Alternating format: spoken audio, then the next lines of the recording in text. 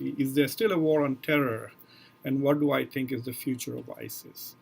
Well, in the last 2 years, we have seen that there has been a decline in global terrorist activities. ISIS, as a caliphate, as a country, has ceased to exist. It has shrunk to a very tiny area now, and therefore, there we don't see much activities.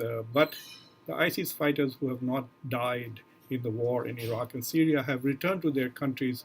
And in 2015, we saw escalation of terrorism in Paris and Belgium and Tunisia and other parts of the world. But even there, those incidences have decreased.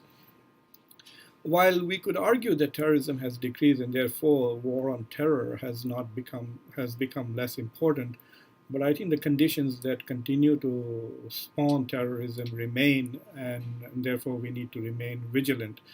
The national security strategy that the United States produced in 2017 clearly states that it's not terrorism which is the biggest challenge to the US, but threats coming from countries such as Iran and nuclear threats from Iran and North Korea and global challenges from China and Russia. So we are returning to old-fashioned geopolitics, and so rather than a war on terror, the world politics has now become a competition between nations and global powers.